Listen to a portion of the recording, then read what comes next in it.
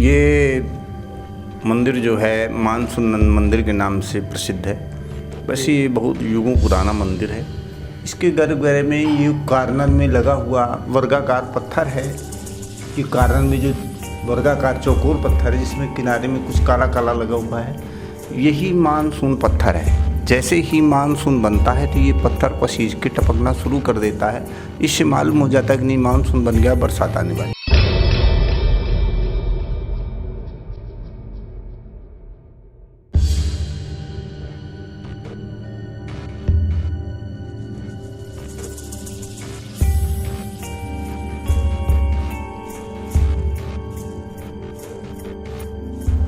नमस्कार दोस्तों, मैं अनूप आज पहुंच चुका हूं उत्तर प्रदेश के कानपुर ज़िले से 40 किलोमीटर दूर बैटा गांव में। आप देख सकते हैं ये प्राचीन भव्य जगन्नाथ जी का मंदिर है, जिसे आज के समय में मानसून मंदिर के नाम से भी जानते हैं लोग। आइए जानते हैं इस मानसून मंदिर के रहस्यों को।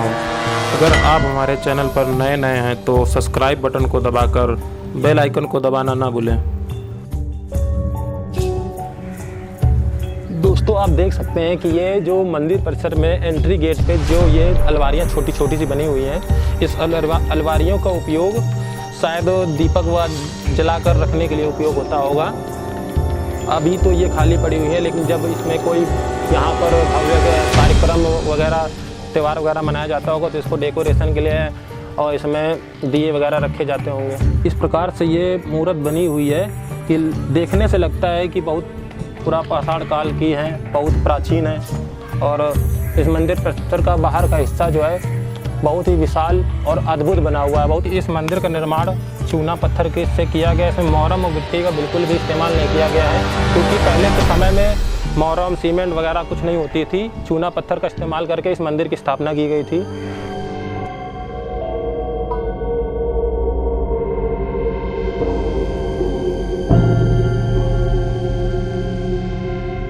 गुंबद पर जो चक्र सा बना हुआ है, ये किसी देवी देवताओं का चिन्ह माना जा सकता है, लेकिन मैं इसके विषय में आपको कंफर्म नहीं बता सकता हूँ किस देवी देवताओं का चिन्ह है।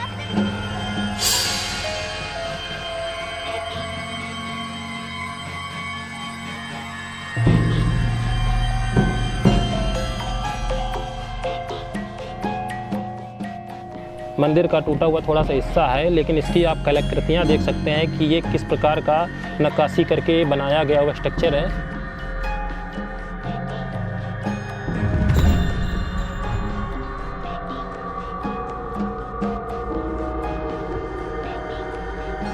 आइए दोस्तों, चलते हैं इस मंदिर के अंदर और जानते हैं इस मंदिर के अंदरूनी हिस्सों को।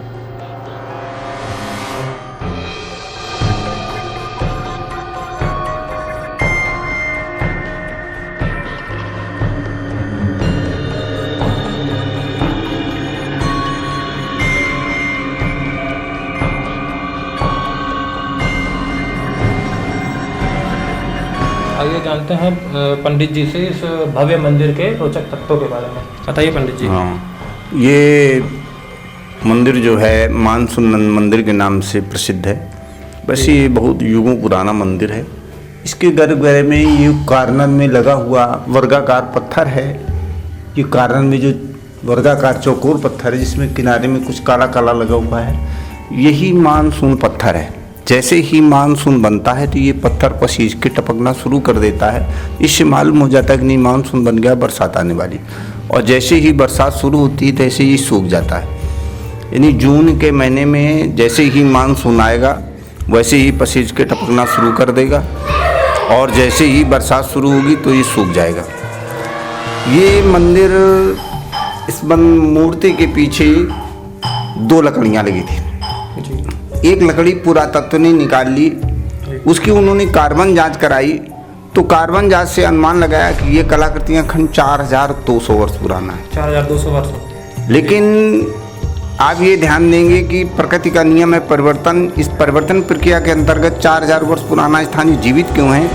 इसका मेन कारण ये रहा कि ये प्राचीन समय में बहुत प्रसिद्ध स्थान रहा है। तो यहाँ जो भी राजा आते गए वो कुछ न कुछ पुनर्निर्माण करते गए। कहने का मतलब ये हुआ कि इस मंदिर का कई बार जीर्णोद्धार हुआ। जैसे ही मंदिर में आपने प्रवेश किया, जो प्रथम खंड है वहाँ देखेंगे एक कोठरी दक्षिण साइड में, एक कोठरी उत्तर साइड में। जो दक्षिण साइड में कोठरी है उसमें सूर्य मूर्ति है। इतिहासकारों का मानना है जो सूर्य की मूर्तियां हैं वो ईसा मसीह के जन्म से 2 सदी पूर्व बनती थी। उसके बाद सूर्य मूर्ति नहीं बनी, फिर शैव धर्म आ गया है।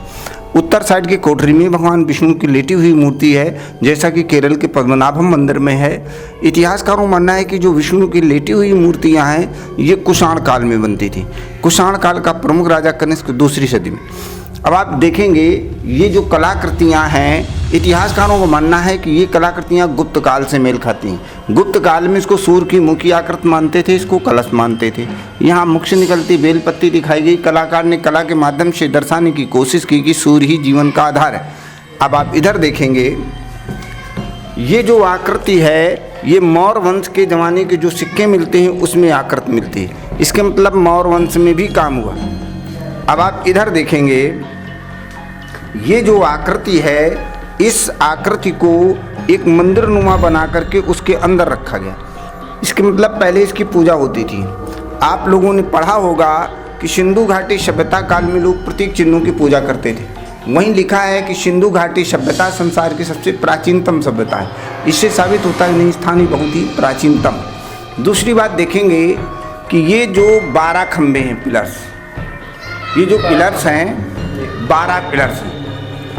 अब हम हर चीज़ नेट पे हो गई है। जब हम अपने मोबाइल पे नेट पे राजा शिवी का इतिहास पढ़ते हैं तो पता चलता है कि ये 12 दुआरी राजा शिवी के ज़माने में बनती थी।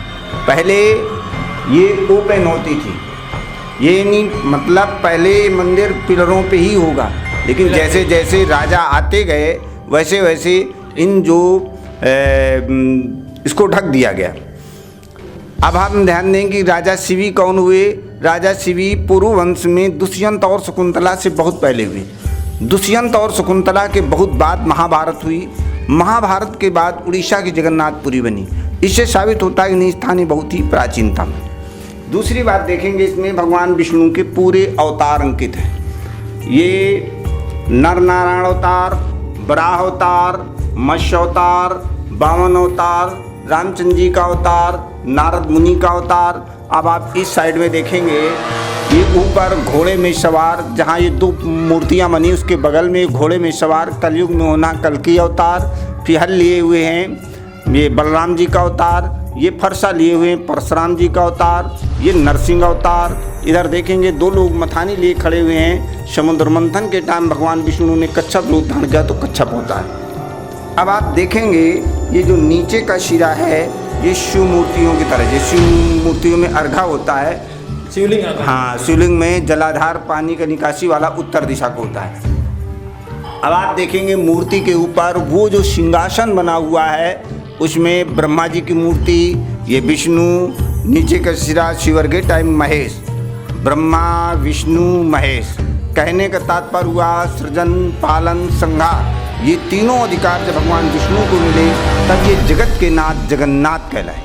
दूसरी बात और आपको हम विशेष चीज़ दिखाते हैं जो कि आपको कहीं भी देखने को नहीं मिलेगी। बहुत से आप विष्णु मंदिरों में गए होंगे और जाएंगे, लेकिन आपको ये चीज़ देखने को नहीं मिलेगी। आप जो है विष्णु मूर्तियों में चरणों में मूर्ति बनी नहीं मिलेगी। जो इतिहास के विशेष जानकार हैं इस मूर्ति को देखते ही बता देंगे नहीं, ये मूर्ति बहुत ही प्राचीनतम और दुर्लभ मूर्ति है। इसको देखेंगे ये इधर ये सर्प बने हुए हैं, इधर सर्प बने हुए हैं, ये पशु हैं, ये पशुपतनाथ हैं और पशुपतनाथ के ऊपर भगवान विष्णु विराजमान हैं। ये बहुत दुर्लभ मूर्ति, हर जगह आपको इस प्रकार की मूर्ति देखने को नहीं मिलेगी। इतिहासकारों का मानना है कि ये मूर्ति हड़प्पा समकालीन है। अब आप एक बात गौर करेंगे, हड़प्पा और सिंधु घाटी सभ्यता काल के जितने भी स्थान मिले हैं सब खुदाई से मिले, चाहे लोथल हो, रोपड़ हो, कालीबंगा हो, हड़प्पा हो, मोहनजोदड़ो हो, सारे स्थान खुदाई से मिले। इससे एक बात प्रमाणित होती है कि प्राचीन समय में एक विश्व लेवल का विनाश हुआ जिससे सारा इतिहास सब दब गया। जब कोई बचेगा नहीं तो कौन बताएगा कहाँ क्या था। इससे साबित होता है कि नहीं स्थान ये बहुत ही प्राचीनतम है और इतना प्राचीनतम स्थान हमारे उत्तर भारत में कोई जीवंत स्थिति में नहीं होगा। दोस्तों हम आपको दिखाते हैं हमारे पंडित जी कैसे किस किताबों का यूज करके बहुत गहन अध्ययन करते हैं। आज उन्होंने जो हम लोग को रोचक जानकारियाँ दी और इन किताबों के अध्ययन से उन्होंने हमको रोचक जानकारियाँ दी। दोस्तों, हम आपको बताना चाहते हैं कि ये जो दीवार आप देख रहे हैं, मंदिर परिसर की दीवार, ये 14 फुट मोटाई की दीवार है। ये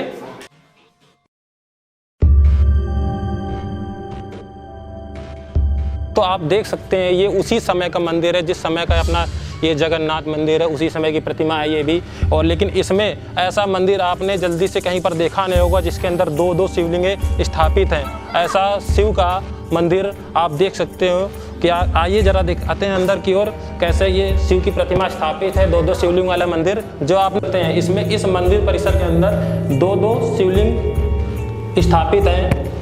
आपने ऐसा इतिहास में कहीं पर भी मंदिर जल्दी से नहीं देखा होगा जहाँ पर एक मंदिर के अंदर 2-2 शिवलिंग स्थापित हुए हैं। और इसकी दीवारें लगभग 7 से 8 फीट मोटी दीवारें हैं। आइए जानते हैं दोस्तों, आप पुरातत्व विभाग से ही हमारे सर हैं जो हम आपको कुछ इस भव्य मंदिर के रोचक तथ्यों के बारे में, इतिहास के बारे में आपको कुछ बताएंगे।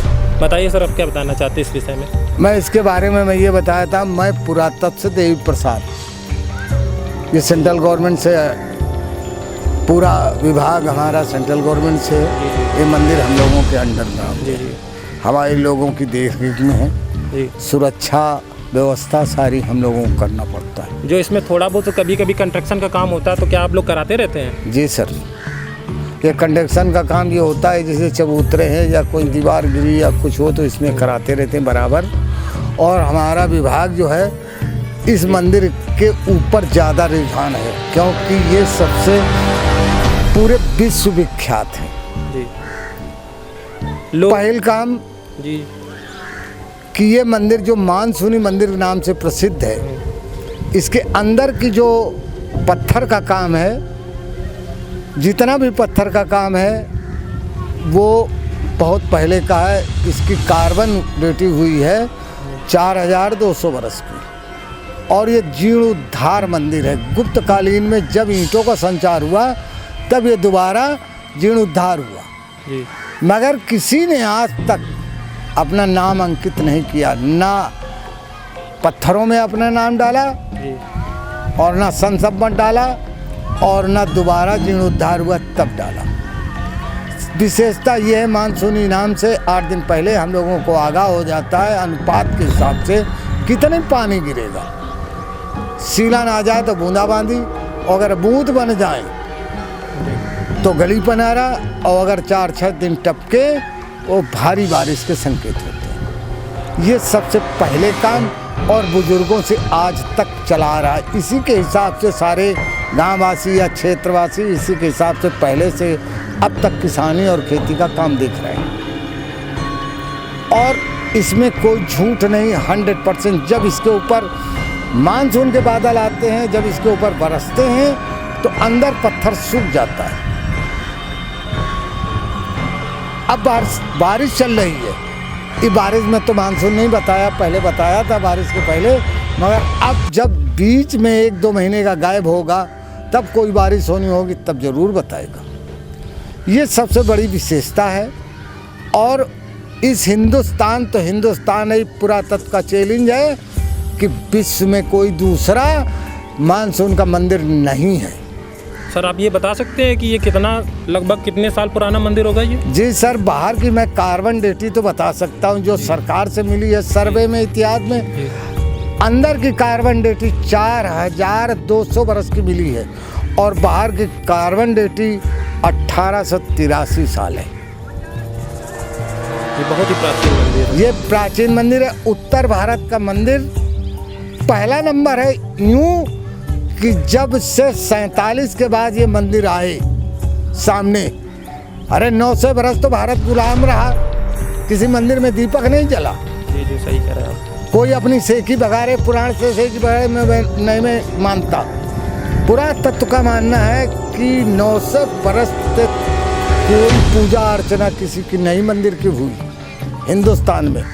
और 47 के बाद जब मंदिर खुले, कोई झाड़ियों में कोई गिरा पड़ा, सब कुछ मिले अवशेष, तब ये सारी मान्यताएं खुली। मुगल शासन के बाद ही ये सब कुछ ना पाया है। अंग्रेजी हुकूमत के बाद 300 बरस अंग्रेजी हुकूमत, 600 बरस मुगलिया पीरियड, 900 बरस की हमारी इतिहास है भारत की गुलामी की। मतलब अंग्रेजों के समय में भी इसका कोई ख्याल नहीं रखा कोई गया। ख्याल नहीं रखा गया, ना किसी ने। अरे दीपक नहीं जला, ये 47 के बाद सब कुछ खुला, जब हिंदुस्तान आज़ाद हुआ। ये सब मनगढ़ंत की बातें नहीं मैं मानता। ना किसी का लेख है इस पत्थरों में, ना आज तक कोई चिन्ह मिला है। ये अब मैं पूरी इतिहास इसके बारे में, और जो सामने दिख रहा है बहुत छोटी सी बात है, जो इस आकार का बना हुआ है मंदिर, ये रथ आकार है। क्या मैं ये जान सकता हूँ कि इसके ऊपर जो चक्र लगा है ये किस चीज़ का संदेश देता है? अब ये संदेश तो मैं नहीं कह सकता, हम तो कोई खगोलिया तो है नहीं, या हम कोई यहाँ के कोई चीज़ बता सके। हमारी तो थोड़ी उम्र है, यहाँ तो 4,000 वर्ष के मंदिर, और 1800 पता नहीं धरती में कई बार आना पड़े और कई बार आए होंगे, मैं तो नहीं कुछ कह सकता इसके बारे में। दूसरी बात, जो जहाँ से रिसर्च वाले आए उन्होंने चक्र के बारे में कुछ नहीं कहा, क्योंकि पुरियाँ 3 हैं, मूर्तियाँ 2 ही हैं। एक त्रिवेंद्रमपुरम दक्षिण भारत में है, एक ये है। इसके अंदर किस किस भगवान की मूर्तियाँ स्थापित हैं? इसमें खाली विष्णु के आकार हैं पूरे, कोई दूसरा आकार नहीं। इन्हीं को जगन्नाथ कहो और चाहे कृष्ण कहो चाहे विष्णु। मैं समाप्त कर देता हूँ अपनी बात। भैया नमस्कार। नमस्कार। ये हमारे पुरातत्व विभाग द्वारा नियुक्त किए गए शख्स से जो जानकारी आपको मिली है, शायद दोस्तों आपको समझ में आई होगी। बाकी इसके बाद हम लोग अलविदा लेते हैं यहाँ से। नमस्कार भैया नमस्कार।